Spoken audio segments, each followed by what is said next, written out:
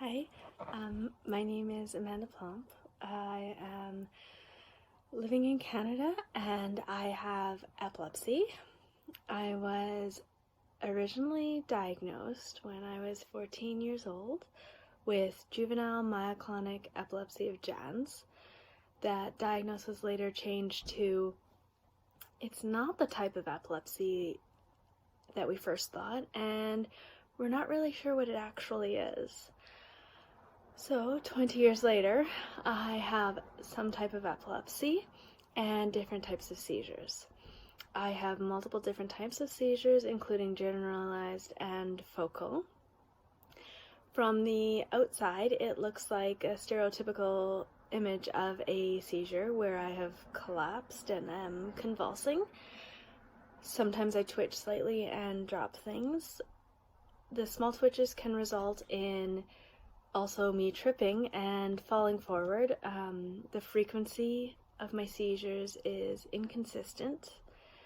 I have no triggers and no auras, so while some people can feel them coming on or can have an idea of what's going to cause it in the first place, I am not so lucky.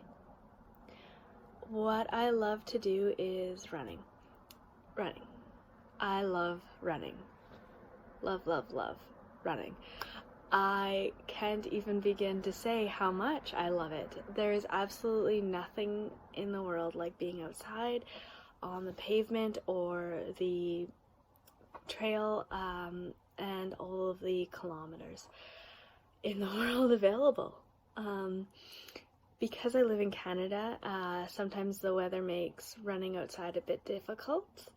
And I have clothing and shoes with cleats to them to make it a little bit easier. And at the same time, sometimes getting on the treadmill for a couple of hours is not so bad because outside is just too cold. As an epileptic with seizures, I realize that I never actually have complete control and the confidence in my body. But when I'm running, I feel powerful. I feel strong.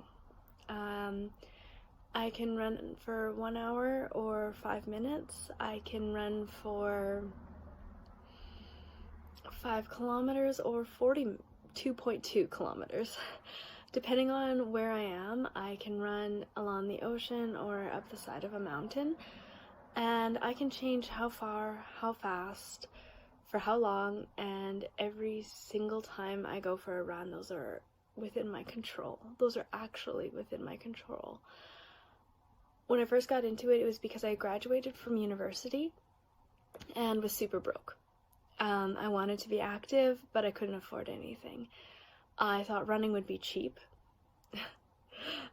So I started running. I went for runs during my lunch breaks from work, and I started running in the evenings as well because I was enjoying it so much. As a point to that, running is not particularly cheap. I've gone through dozens of pairs of shoes and registered for races, which can be so expensive, especially if there's travel involved. And I will say that it is still totally worth it. My epilepsy has impacts when it comes to running. I prefer to run alone because it's something I find solitude and peace in, and I can have that independence when I'm alone. But then I have to still make sure that somebody knows kind of where I'm going to be going approximately, and for how long. I had tracking devices on my phones and my watches, but I eventually took those off because I felt they were creepy and didn't want to have those. So unfortunately, nobody knows where I go when I'm running, and I kind of like it, actually. When I fall, if I have a tonic-clonic seizure, it's obvious. When I have a myoclonic seizure, it is less obvious, but I can get up again. I can say I tripped, I can say I fell, I can get up again and keep running. I've done that in races. I've done that while training. I've also been pulled out of races, and I've been told that I can't keep going because no blood on the field. And so I started running with pants. rather than shorts because it was easier to hide the blood. That has been my policy, and that's me trying to get around the policy of the races. So in advance of my presentation later, I would like to just introduce myself as saying, my name is Amanda, I'm Canadian, and I am a runner.